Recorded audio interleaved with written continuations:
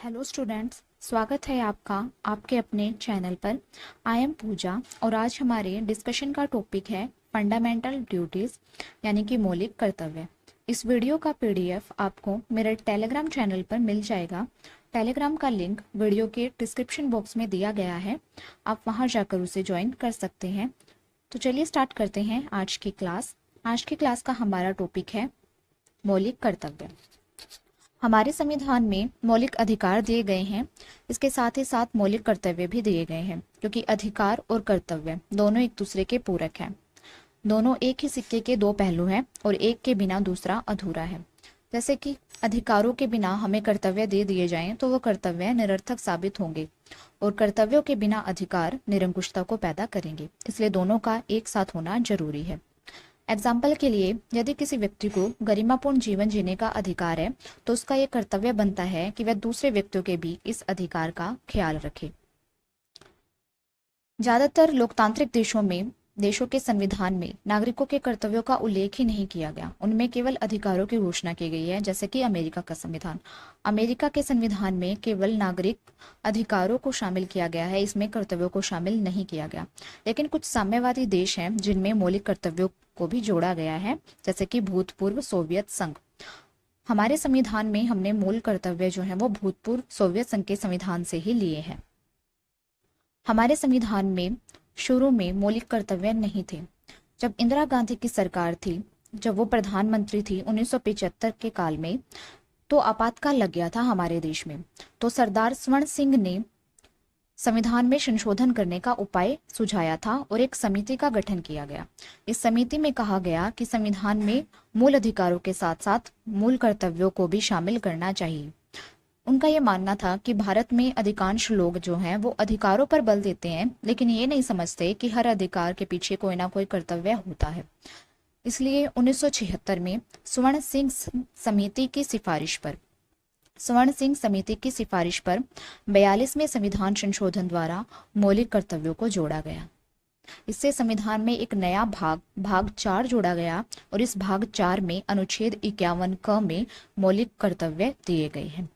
शुरू में 10 मौलिक कर्तव्य दिए गए थे, लेकिन 2002 में 86वें संविधान संशोधन के द्वारा एक और मौलिक कर्तव्य जोड़ दिया गया। तो इस प्रकार अब मौलिक कर्तव्यों की संख्या 11 हो गई है, जिनका पालन करना प्रत्येक नागरिक का कर्तव्य है। तो चलिए अब देखते हैं कि हमारे संविधान के भाग 4 के भाग 51 क में कौन कौन से मौलिक कर्तव्य दिए गए हैं। तो सबसे पहला है, संविधान का पालन करें और उसके आदर्शों, संस्थाओं, राष्ट्रीय ध्वज और राष्ट्रीय गान का आदर करें। दूसरा है, स्वतंत्रता के लिए राष्ट्रीय आंदोलन को प्रेरित करने वाले उच्च आदर्शों को हृदय में संजोए रखें और उनका पालन करें। तीसरा है, भारत की संप्रभुता, एकता और अखंडता की रक्षा करें और उसे अक्षुण्ण रखें।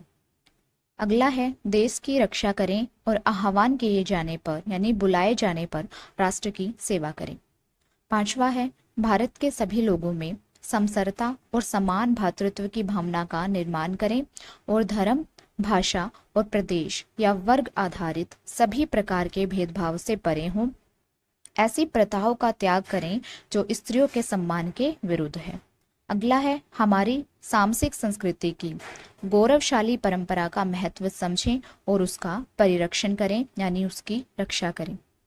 अगला है, प्राकृतिक पर्यावरण जिसके अंतर्गत वन, झील, नदी और वन्यजीव आते हैं, उनकी रक्षा करें और संवर्धन करें तथा प्राणी मात्र के लिए दया का भाव रखें। अगला है, वैज्ञानिक दृष्टिकोण से मानववाद और ज्ञान अर्जन तथा सुधार की भावना का विकास करें। अगला है, सार्वजनिक संपत्ति को सुरक्षित रखें और हिंसा से दूर रहें।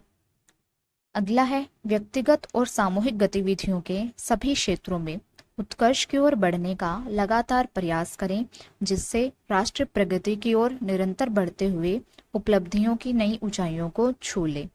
और लास्ट है 11वां मौलिक कर्तव्य, जिसे 2002 में 86वें संविधान संशोधन द्वारा जोड़ा गया था।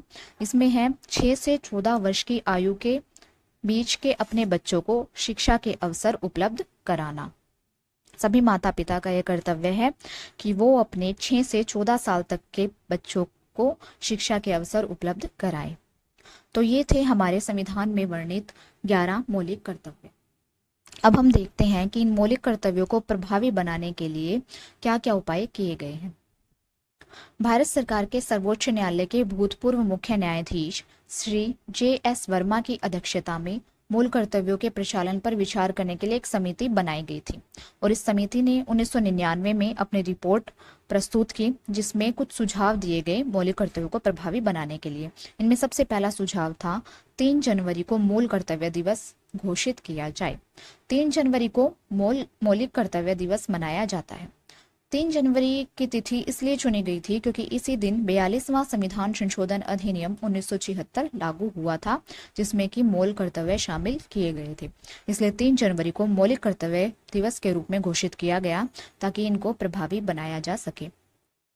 दूसरा सुझाव ये दिया गया कि मूल कर्तव्यों को विद्यालयों के पाठ्यक्रमों और अध्यापकों के प्रशिक्षण पाठ्यक्रम में भी शामिल किया जाए। जैसा कि अब हम पढ़ रहे हैं तो हमारे विद्यालय में भी पढ़ाया जाता है, हमारे स्कूल कॉलेजेस में पढ़ाया जाता है। तो इसके पीछे यही कारण है कि मौलिक कर्तव्यों को प्रभावी बनाया जा सके। नेक्स्ट है सभी शासकीय कार्यालयों में और सार्वजनिक स्थानों पर बोर्ड, विज्ञापन आदि के माध्यम से मूल कर्तव्यों को ज़्यादा से ज़्यादा प्रस्तुत किया जाए ताकि लोगों को उनसे परिचित होने का मौका मिले। यानी कि हर एक स्थान पर, जैसे स्कूल हो गया, कॉलेज हो गया, बस स्टैंड, रेलवे स्टेशन, वहाँ पर बोर्ड लगाए जाते हैं जिसमें मौलिक कर्तव्यों के बारे में दिया जाता है ताकि आने जाने वाले लोग उनको देख सकें और अपने कर्तव्यों से परिचित हो सकें, जिससे कि इनको प्रभावी बनाया जा सके। लोगों के मन में ये इच्छा उत्पन्न हो कि उनके कुछ मौलिक कर्तव्य हैं और उन्हें उनका पालन करना होगा। नेक्स्ट है मीडिया का लगातार ऐसे संदेश या कार्यक्रम प्रस्तुत करने चाहिए जिससे मूल कर्तव्यों के संबंध में जागृति और चेतना हो। मीडिया को भी ऐसे ही संदेश प्रस्तुत करने चाहिए जिससे कि मौलिक कर्तव्यों को पूरा करने की भावना लोगों के मन में उत्पन्न हो। जैसे टीवी, समाचार पत्र जो आते हैं उनमें मूल कर्तव्यों के बारे में विज्ञापन दिए जाते हैं, संदेश दिए जाते हैं लोगों को कि वो उनके कुछ मौलिक कर्तव्य हैं और उन्हें उनका पालन करना चाहिए। नेक्स्ट है मीडिया को ऐसे दृश्य नहीं दिखाए जाने चाहिए जिससे जनता उत्तेजित होती हो और वो अपने कर्तव्यों से विचलित हो। ऐसे कोई भी सीन मीडिया को नहीं दिखाए जाने चाहिए जिससे कि जनता अपने मौलिक कर्तव्यों से विचलित हो जाए। अब हम देखते हैं कि हमारे देश में मौलिक कर्तव्य की विशेषता क्या क्या है। हमारे संविधान में मौलिक कर्तव्य की कुछ विशेषताएं दी गई हैं। जैसे पहली विशेषता है, मौलिक कर्तव्यों को 2 भागों में बांटा है, एक नागरिक कर्तव्य और दूसरा नैतिक कर्तव्य।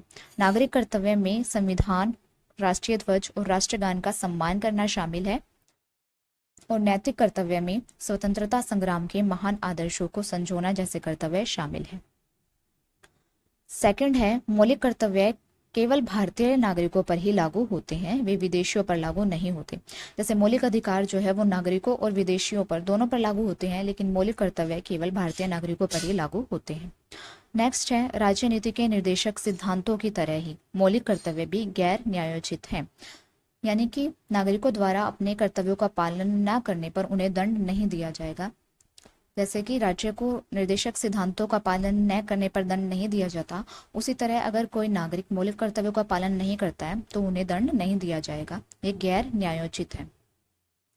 नेक्स्ट है, वे आचार संहिता की प्रकृति के हैं, यानी कि वे गैर न्यायोचित हैं। और जैसे संसद के पास मौलिक कर्तव्यों के किसी उल्लंघन के लिए कानून पारित करने का अधिकार तो है, लेकिन वो उन लोगों को बाध्य नहीं कर सकते कि वो इन कर्तव्यों का पालन करें।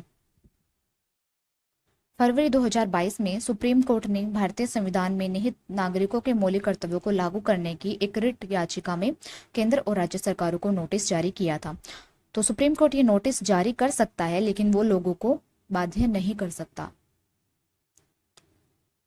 नेक्स्ट है, भारत में मौलिक कर्तव्यों की आलोचना। तो अब हमने विशेषताएं देखी हैं, अब हम इनकी आलोचना भी देखेंगे। सबसे पहले है कि हमारे संविधान में कुछ मौलिक कर्तव्य हैं जो महत्वपूर्ण हैं, लेकिन उनको मौलिक कर्तव्यों में शामिल नहीं किया गया, जैसे कि वोट डालना और टैक्स का भुगतान करना। तो ये जो महत्वपूर्ण कर्तव्य हैं इनको मौलिक अधिकारों में शामिल नहीं किया गया, ये इसकी सबसे बड़ी आलोचना है। दूसरा है, इन कर्तव्यों पर कानून की अदालत में सवाल नहीं उठाया जा सकता। यदि कोई इनको नहीं मानता, नहीं पूरा करता, तो अदालत में उनके विरुद्ध सवाल नहीं उठाया जा सकता। नेक्स्ट है कुछ कर्तव्य सामान्य शब्दों में नहीं है, यानी उनकी भाषा थोड़ी ऐसी दे रखी है कि वो समझ में नहीं आती और उनके अलग अलग अर्थ निकाले जा सकते हैं। जैसे कि लिए मिश्रित संस्कृति और वैज्ञानिक स्वभाव, ये ऐसे कुछ शब्द हैं जिनको समझना आम नागरिक के लिए आसान नहीं है, तो ये भी इसकी एक आलोचना है।